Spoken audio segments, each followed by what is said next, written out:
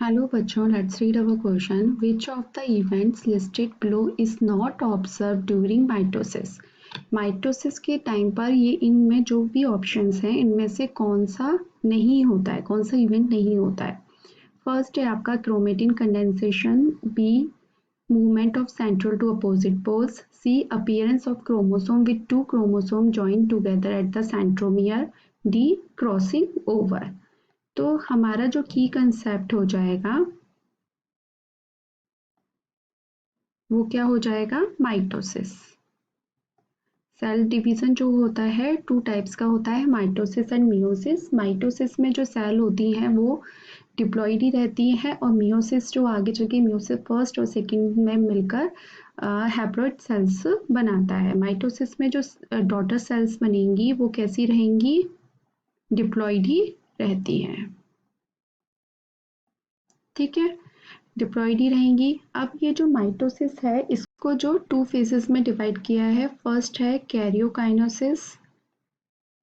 Karyokinesis जिसमें कि क्या होता है? न्यूक्लियस डिवाइड करता है, ठीक है। कैरियोकाइनेसिस को भी आगे डिफरेंट फेजेस में डिवाइड करते हैं। फर्स्ट स्टेप होती है प्रोफेज, सेकंड होता है मेटाफेज, थर्ड होती है एनाफेज और फिर आती है आपकी टीलोफेज। ओके, तो जो और लास्ट में फिर सेकंड जो है हमारी स्टेप वो स्टेज वो है साइटोकाइनेसिस जिसमें कि क्या होगा? साइटोप्लाज्म जो होगा वो डिवाइड करता है। साइटोप्लाज्म डिवाइड होकर फिर हमारी पूरी टू डॉटर सेल्स बन जाती हैं। अब जो प्रोफेज स्टेज होती है उसमें क्या होता है? जो क्रोमोसोम होता है वो कंडेंस फॉर्म में रहता है, डुप्लीकेटेड होता है, डुप्लीकेटेड जो कि एस फेज में ही हो गया होता है। इंटरफेज में जो एस फेज आती है G1 एस G2 फेज, तो उसी में वो डुप्लीकेट हो गया होता है। तो प्रोफेज फेज में आकर ये डुप्लीकेटेड और कंडेंस फॉर्म में रहता है, ठीक है।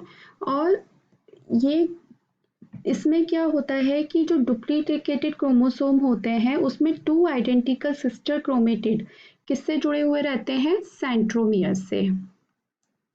टू आइडेंटिकल सिस्टर क्रोमेटिड जो होते हैं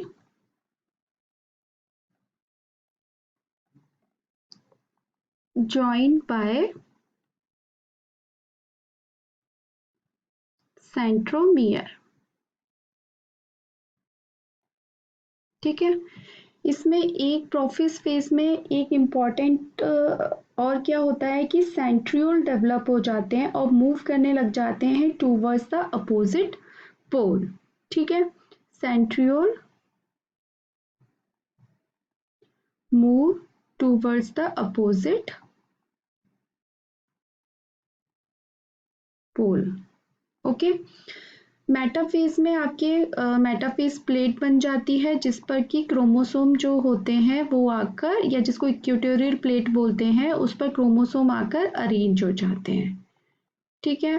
अब एनाफेज में क्रोमोसोम जो होते हैं वो अपोजिट पोल की तरफ मूव करने लग जाते हैं, जिसके साथ साथ सेंट्रोसोम पहले मूव करता है, उसके बाद जो होते हैं वो क्रोमोसोम जो है उसके साथ साथ जो सेंट्रोमियर के साथ साथ मूव करने लग जाते हैं। और इसमें कौन हेल्प करता है? Spindle fibres move migrate towards the opposite pole, migrate towards the opposite pole. Telophase में आपके क्या होता है? न्यूक्लियोलस और न्यूक्लियर मेम्ब्रेन वापस से रिफॉर्म हो जाते हैं। न्यूक्लियोलस, न्यूक्लियर मेम्ब्रेन और भी जो भी आपके गोल्जी बॉडी है या फिर ER है, एंडोप्लाज्मिक रेटिकुलम, वो क्या होते हैं, रीफॉर्म हो जाते हैं। ठीक है, तो ये होता है आपका माइटोसिस का प्रोसेस। अब हम अपने ऑप्शंस देख लेते हैं। हमने पढ़ा प्रोफेज के टाइम पर क्या हो रहा है, डुप्लीकेट कंडेंस्ड फॉर्म में क्रोमोसोम है, तो हमारा फर्स्ट ऑप्शन सही हो जाता है कि माइटोसिस में ये होता है। अब बी है movement of centriole to opposite poles, तो ये भी हमने पढ़ा कि सेंट्रियोल जो होते हैं वो अपोजिट पोल की तरफ जाने लगते हैं, किसमें, प्रोफेज फेज में ही। Appearance of chromosome with 2 chromosome join together at centromere, ये भी बिल्कुल सही है। डी क्रॉसिंग ओवर, ये ऑप्शन जो होता है वो माइटोसिस में नहीं होता है। और ये जो क्रॉसिंग ओवर होता है ये किस में होता है,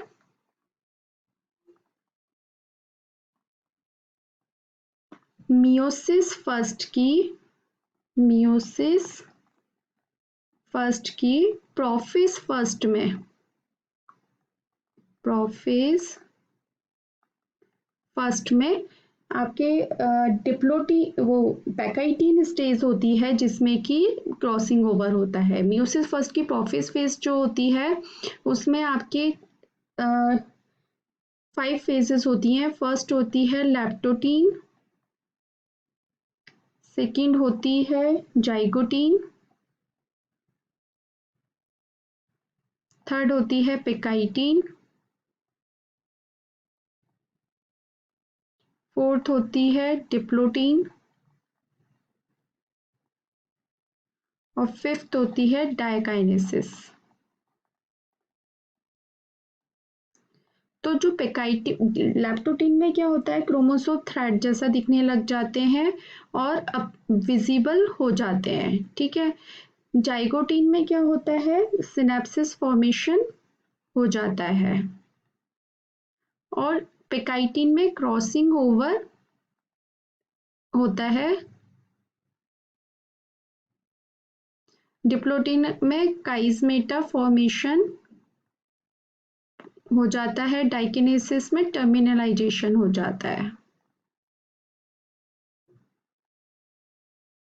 ठीक है, तो हम ये कह सकते हैं कि जो क्रॉसिंग ओवर हो रहा है वो किस फेज में हो रहा है, पेकाइटीन, जो कि मियोसिस फर्स्ट की प्रोफेज फर्स्ट है की स्टेज है। तो हमारा क्रॉसिंग ओवर जो होगा इसमें वो माइटोसिस में नहीं होता है, इसीलिए हमारा जो ऑप्शन डी है वो आपका राइट आंसर है। आपका जो आंसर बनता है वो बनता है ऑप्शन डी। बाकी की सारी चीजें जो हो रही है वो माइटोसिस में हो रही है, सिर्फ क्रॉसिंग ओवर नहीं हो रहा है।